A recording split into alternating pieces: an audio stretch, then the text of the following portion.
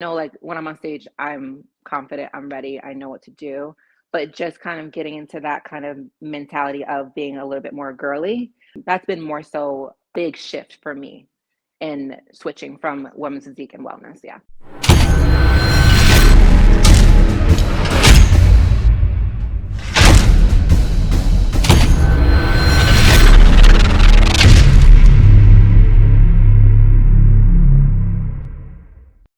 Hey, this is Andrew Bukowski with Muscle Insider, here with a new Coach's Corner podcast sponsored by Elite Trainer. It's an app that I use for all our coaching clients. We've got a couple of special guests here today. We have Chris joining us from Team Ludacris, as well as Shanique Grant. So just want to say welcome to the podcast, you guys. Thank Thank you. you. Very happy to be on. Good, good. So I want to jump right into it. I know, you retired from competing a few years back. And then it was in 2023 that you announced you were making your return to the stage, but switching to women's wellness. So I just want to kind of Yes. ask where that whole idea came from. So it was honestly a few months after I retired where I just loved the wellness look. So I initially stopped training upper body due to other reasons as well. We'll get into that. But I love that look. So I was more so striving towards that look. So I was focusing on lower body years ago.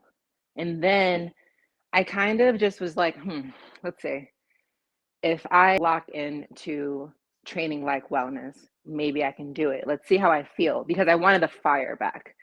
Usually, when you compete for years and years, some people take a step away, just because they don't feel like they're 100% in it. After winning and being on the top, I just needed a break. But when I was training like wellness in a sense, just lower body, I kind of got that itch back. And I'm just like, I just miss being on that stage, but let's try something different. So then I did plan on competing in 2024 when I did meet Chris, but we wanted me to like be mentally ready for it again. After so long of being off stage, you kind of have to not just prepare the body, but also your mindset too. Question I wanted to ask you is about mindset with making a shift, because women's physique and wellness are quite different categories and physiques that the judges are looking for. Yeah. How has your mind shift had to your mind have to shift in that way? So wellness compared to women's physique, it's really about wellness is more girly in a sense. Like yes, I strive to bring the feminine to women's physique and successful with it, loved it. Women's physique was my favorite. But there's much more sass, there's sexiness, there's sex appeal in women's wellness. And the way that I'm supposed to be on stage versus how I was on when I was in physique are totally different. So just getting my girly side out and the feminine side out and like just like the hair flip and the heels, the new suit, that's totally different from figure or women's physique. That's more so my focus because I know like when I'm on stage, I'm confident, I'm ready, I know what to do. But just kind of getting into that kind of mentality of being a little bit more girly, that's been more so big shift for me in switching from women's physique and wellness. Yeah. Nice. And then when it comes to making that choice of a new coach, what was it about Chris that really said, like, this is the guy that I want to work with? So just based off of his profile alone, I'm like, okay, he works with some top notch girls. Cass is amazing. She's a hard worker. She won 2023 Miss International. And I saw that he works diligently with wellness. And I needed a coach who was fixated on that division along with accountability. Like he remembers our first conversation on the phone. I'm like, I need you to be on me. I need the accountability. And a lot of people think the higher you are in the industry, whether you won the Olympia or a big show, people don't think that you need the accountability. You're accountable for yourself.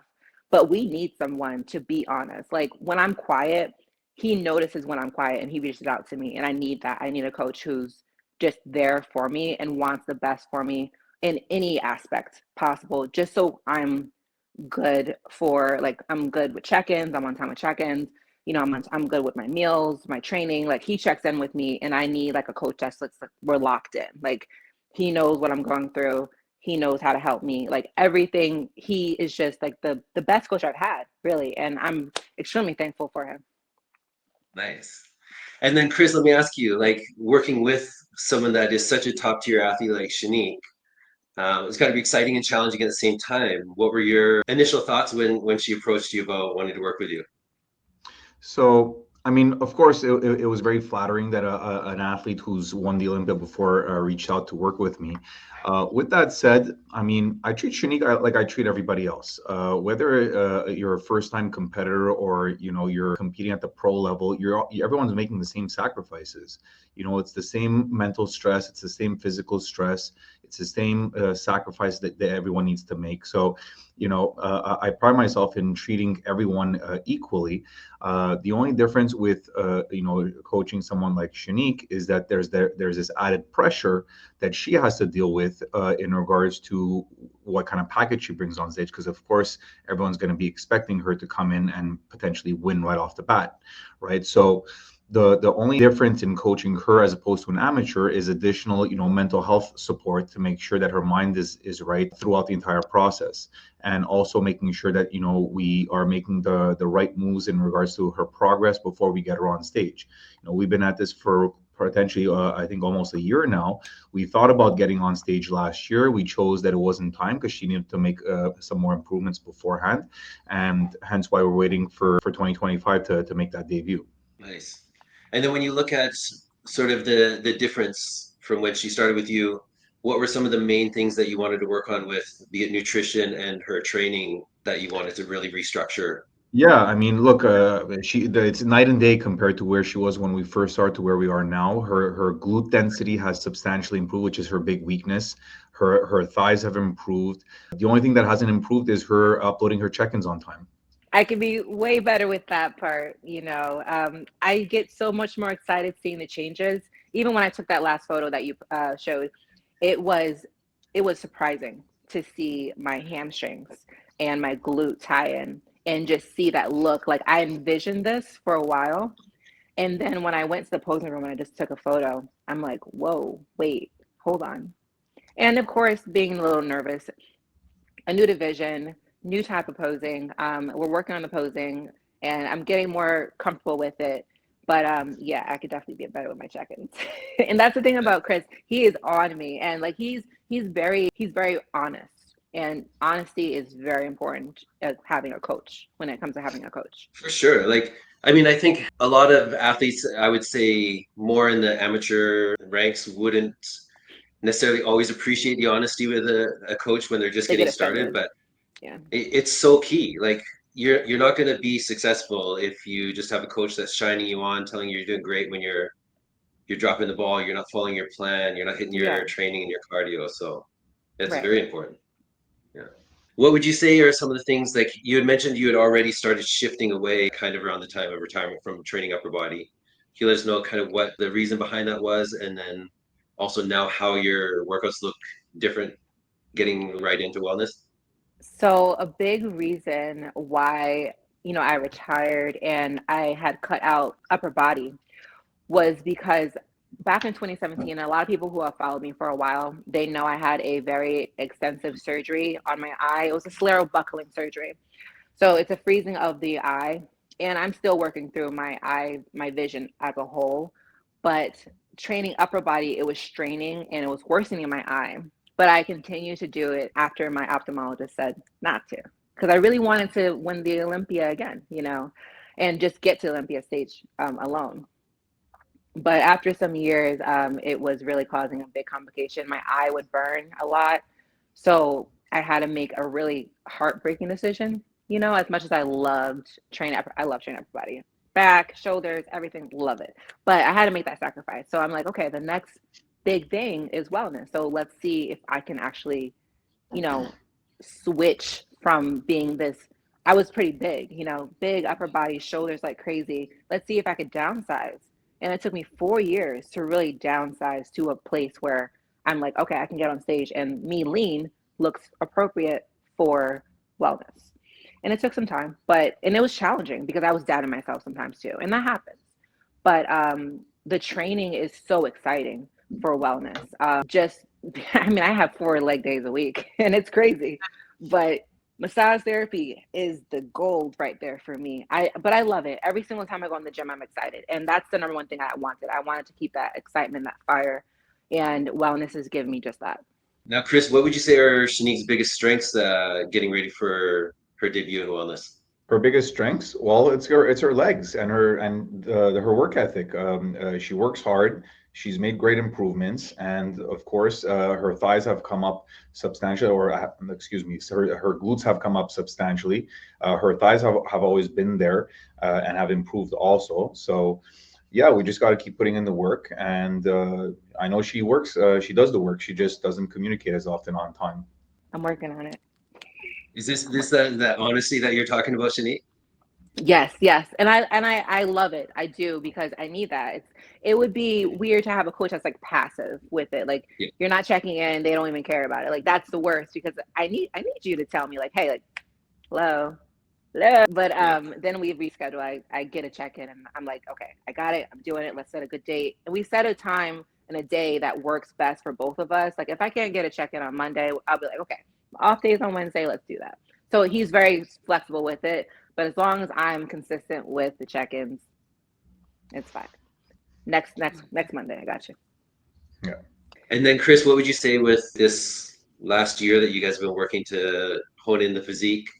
Any specific challenges that you faced with the process? Well, the only difficulties we had was her getting sick. So we had to take a look at her immune system, Mm-hmm. whether or not she was, her micronutrients were on point to ensure that she stayed healthy because she kept getting sick over and over, which obviously created setbacks in her progress. So that's something that we've looked at changing some supplementation in to help with that and making sure she's consistent with it so that her immune system stays up. Yeah, I was Very sick for important. a while. I was sick. I want to say about 5 times last year. I had pneumonia for almost a month. Just recently, over the Christmas, I had the flu for a week and a half. But now we're on a good steady pace right now. So I'm just making sure I'm taking all my supplements, which is important. Good, good. So I recently saw that you posted that you've got about 6 more weeks of building season left, which that kind of leads me into the question that I know all the fans are dying to know is when are we going to see you step on stage again? You guys will see me on stage. So my biggest thing after years is I kind of want to go into my first show without people knowing too much about what show I'm doing. Only because I want to have the sole focus. And like when I posted that back shot, that real back shot in the posing room I had, my Instagram blew up. Like Yeah. like it went crazy. So just people knowing like I'm getting ready. People are gonna see me get leaner, all that stuff. I'm gonna post photos and videos and all that stuff. But people knowing the exact show date, it just adds more pressure to me. And I really want to have a very relaxing, calm, focused, blinders on, as always, kind of prepped this time around. And then after that, once I get my feet wet back in the on the stage, then of course I'm going to talk about my shows. But just this first time around, it's kind of keeping it hush hush. Yeah, Fair enough. and I'm big on that also because it just adds extra pressure. Because Yeah. the way this industry works, unfortunately, is a lot of people want to see other people fail instead of succeed. So in turn, Mhm. when you create that added pressure, and let's say something goes wrong, or we're not ready, or we need to push it back to another show, then like Chinique failed, Chris failed. So Yeah. I think often it's actually better to just not say anything and just go through the flow. And when we're ready, we're ready. And then people will know a few weeks before. Good, good. Now, Chris, would you say as long as everything does go according to plan and the show that you have in mind pulls off, are there more than one show that you guys have planned for this year, or Yeah, we're looking is at that two going to? shows. We're looking at two shows back to back. I always want my pros to compete in at least two shows a season, sometimes more, depending on the results, of course, because the objective is to try to qualify for the Olympia. But yeah, we have two shows that we have our eyes on that we've lined up, and when it's time for you to know, we'll tell you. Yeah, yeah, very cool. Now, what would you say, like for both of you, what's been kind of the I guess the most rewarding part of you two working together so far? It just meshes very well. You know, if I reach out to him, he's quick with responses. And like that's the fact that like when I first talked to him and I told him exactly what I need from a coach and he delivers it effortlessly. The biggest thing is like responding fast, being on me, being honest, being blunt, calling me out, which is very important. And he does just that. So it just works well and I feel like I'm taken care of. And that's very important, especially when you're deep in prep, because when you're deep in prep, like you know, this industry, we have body dysmorphia. We overthink a lot in prep. Like we're like, oh wait, why does this look like this? You know, like so just knowing that I have a coach that actually like is just like calm and calms me down and makes sure that I'm good. I know that this prep is going to be really smooth and I'm not going to stress about anything because I know he has me. Now, with sort of being new coming into wellness, either when you were just thinking of getting started or even when you look at it now, is there a physique that's in wellness that you say like this is what inspires me and I want to, or you know, I that's what love got you all of going them. and you want to, I love all of them. They are yeah. amazing. I love I love the entire division, to be honest. Like it's just incredible. The way that they can just the glute development alone Yeah. is amazing. The legs, like when they're lean, like it just looks incredible. Cass is my favorite. I mean, of course, she's my teammate. I'm not being biased, but she's amazing. You know, and just the fact that she won Miss International, I won Miss International, you know, back in 2018 and women's physique, but like just knowing that she got that title and she's on my team, I'm just like, I want to be like you. So she's definitely, I would say, my number one. Of course, Francielle is amazing. Of course, Issa is amazing. Bruna is amazing. She goes to my gym. I see her a lot. She looks great. And yeah, I would say they are overall my top. But just as a whole, I love the entire division. Yeah. I think it's one of the most exciting that's come out in the last while for divisions, and I think it's one that we're going to be talking about a lot over the next year, 2, 3 years. So it's an exciting move that we can't wait to see you hit that stage and see those couple of shows and maybe even be right back on the Olympia stage in a new division Oh, for you. yes. That is the goal. The Olympia is always the ultimate goal. Always. Yeah, Always. nice. Well, any kind of advice that you guys, either of you have for someone that is looking to get into wellness or thinking of making a change? Like I know we even saw Manu Dutili switching from figure into wellness. Anything that you have like words of wisdom?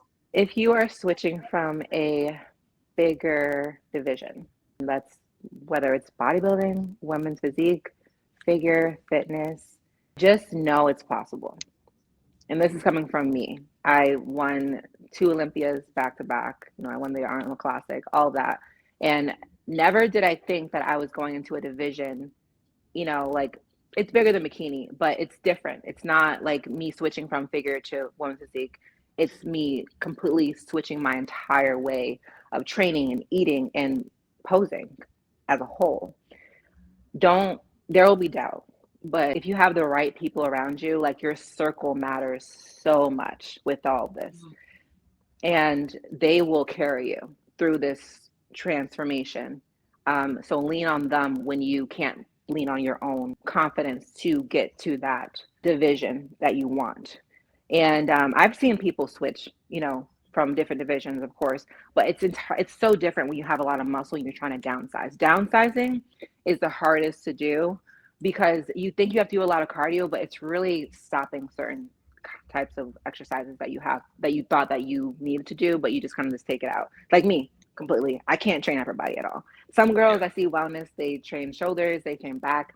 I envy them because if I touch a dumbbell 5 pounds, my shoulder will blow up. So just in general, your circle matters the most, I would say. People around you, when you're feeling down, they got you. When you need a pep talk, they got you. Just your people matter the most. Very important, yeah. And how about you, Chris? Anything that you can give us any insight as to when Shanique does step on stage, what we can expect to see? Expect something to see something spectacular. Yeah, That's it. That's Boom. all I'll say. Drops the fair mic. enough. Well, I know I'm excited, and all our fans are excited to see when you step on stage, and hopefully we'll find out which show that's going to be pretty soon. So I just want to thank both of you for joining me today. Thank and you. we'll be following along, and hopefully we'll see you guys in Columbus, and maybe catch up in person. Sounds Absolutely. good. Sounds good. All right, thanks so much, both of you. This is Andrew Thank Bukowski with you. Muscle Insider, powered by Elite Trainer. We'll check you out soon. Have a good one.